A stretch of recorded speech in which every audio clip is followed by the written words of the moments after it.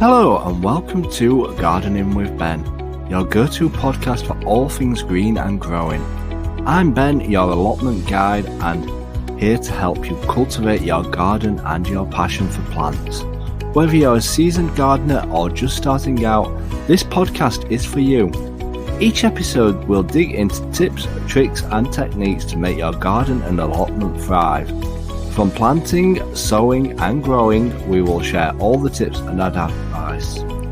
We will also have regular episodes talking about what we have been up to on the allotment. So sit back, grab a brew and enjoy today's episode.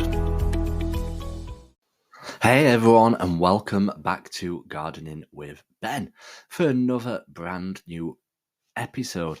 Well, we said we'd be back today to let you know how we got on with the storm damage of Storm Darragh down at the allotment. Well, I was dreading absolutely going down there. Like, I drove down there and I could see on different plots issues what had happened from the storm, like people's polytunnels and stuff ripped. And I was thinking, no, what's going to be happening on mine? So I got down and got to my shed and had a look at it, and one of my pieces of perspex had come off the front, so that's easily replaceable. I've got some spare perspex to stick on it, and also a piece of the roof had come off as well, which is in an easy position because I can just lean over and fasten a new piece on. Thankfully it's not right in the middle, or I wouldn't be able to get up to replace it. But yeah, not much damage done to the shed, thankfully. And then I went on to obviously check my polytunnel, and my polytunnel was still all stuck together with tape. I thought, how the hell has that managed to stay together? Because every year I end up like putting new tape on it, etc., etc. The water washes it off eventually and loosens it up, and then obviously it comes unstuck and it just needs re-sticking again with fresh tape. But yeah, it's still in one piece, which I'm absolutely surprised at. But thankfully, not much damage done to my plot that I know of. Well, that I've seen so far. So hopefully we'll get them pieces replaced and fixed over the coming weeks when it's a bit nicer down at the allotment. Well, what did I do down at the allotment today? Well, I did absolutely nothing. Basically, I did nothing down there. I just went to inspect it and then I came home again. I thought, I can't be bothered staying at the plot today. It was cold, it was absolutely chucking it down, and yeah, I just didn't fancy being down at the plot today. So I thought, I'll come home and have a chilled day. So basically this weekend I've hardly done anything down at my plot. I've just put some plastic on my shelving to stop the rain from rotting it, as my shed does drip all over the place. So I've put some plastic down to protect the shelving and hopefully stop it from rotting. So hopefully, fingers crossed, come next week we'll be able to get back in the mood for gardening and get some work done. So it's been a bit of a lazy weekend this weekend. We all deserve a weekend off every now and then, don't we? So then I did actually go to Morrison's on the way home as I needed a few bits, and I ended up picking up a poinsettia. I can never say the word properly, but we picked up one of those, as obviously that is a Christmas plant and you can never seem to keep the leaves on them, can you? I don't know if you can, but let me know any tips if you manage to be able to keep the leaves on them pretty well. And we also picked up a red amaryllis, as I like to grow one of these every single year in my flat because the flowers on them look absolutely fantastic when they come up. I may even pick a few hyacinths up soonish. We'll have to have a look into them because obviously they add a nice smell into your flat as well. So I might pick up a few of them and get them growing as well in the flat, just to add a bit of colour and a bit of fragrance to my flat and make it smell fresh. Not that it doesn't smell fresh already, but yeah, you can understand what I mean. So yeah, it's been a bit of a waste of a weekend, a bit of a washout altogether.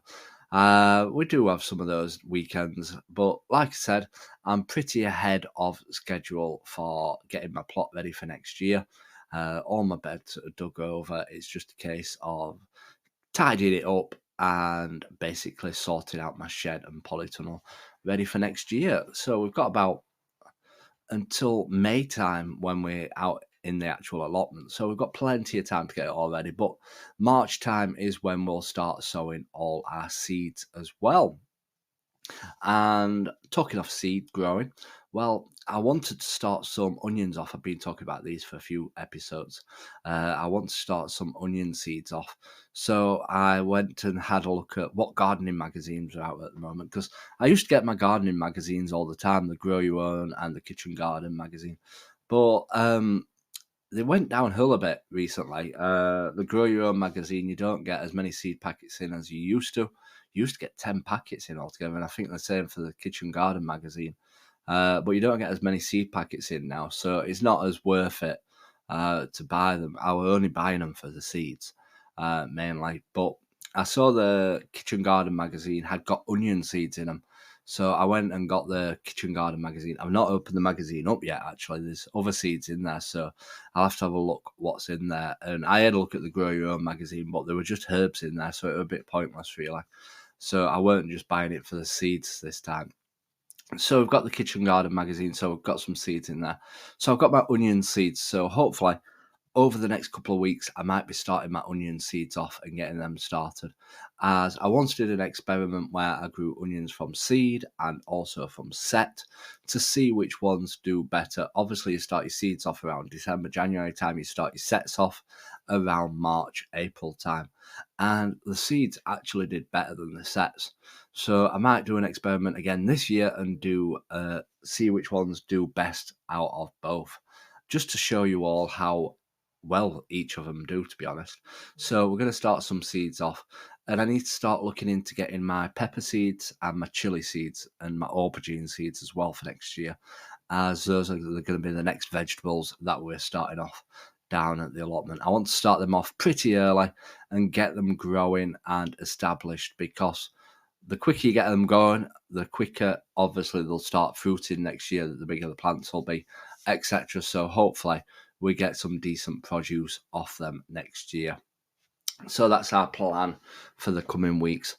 But there's not much else that we'll be doing down at the allotment coming up. Obviously, like I said, I want to start painting inside the shed, freshen it all up. Obviously, I've got some repairs to do on it now. Hopefully, we don't get any more big storms that we've had like we have this weekend down there. But I saw Mr. Pussycat, or Mrs. Pussycat, this morning. Gave her food, gave her some treats, and yeah, she absolutely loved it. So hopefully we can start planning our allotment next week and start thinking about what seeds I'm going to be growing. I'm going to be starting off all my Amazon shopping basket, start popping in all the seeds that I want to grow next year, and hopefully start some growing.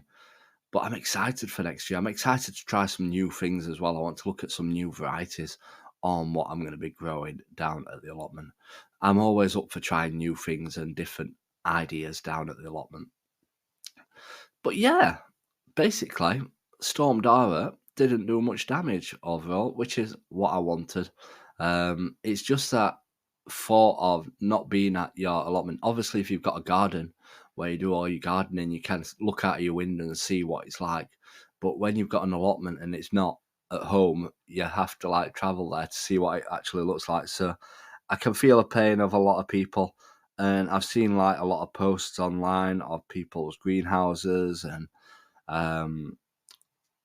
pop-ups that have been damaged and bent and broken, and I've seen it trending on Google. Like I look at often like gardening trends and stuff like that on Google, and today's trending topic is greenhouse glass replacement. So quite a lot of people have obviously got greenhouse glass, and that is one thing that I do recommend on moving away from if you've got a greenhouse, is to replace them with the perspex panels. My dad's greenhouse used to be glass, and he replaced it all with perspex sheeting rather than glass. The perspex can blow out, but obviously it'll stay in one piece if it blows out, rather than the glass blowing out and it smashing and having to replace it. But my dad's made his greenhouse so solid that none of the plastic perspex blows out. He's like screwed pieces of wood behind it so that they don't pop out, And yeah, we inspected mine this morning, and my dad came down just to have a look because my dad will be the one that helps me repair it. He's the one who's got all the DIY skills, and he checked his greenhouse, and it's still solid, still in one piece, still fantastic. But yeah, he knows what he's doing, and he's the man who gives me all the tips and advice. It's good to learn from somebody, and my dad's my inspiration of my gardening. So I hope you've enjoyed today's episode. We'll be back with more episodes every single day this week. So if you're new to this podcast, please do give it a follow. Click the bell and you'll get notified when new podcasts come up. They get uploaded about 6:30 in the morning.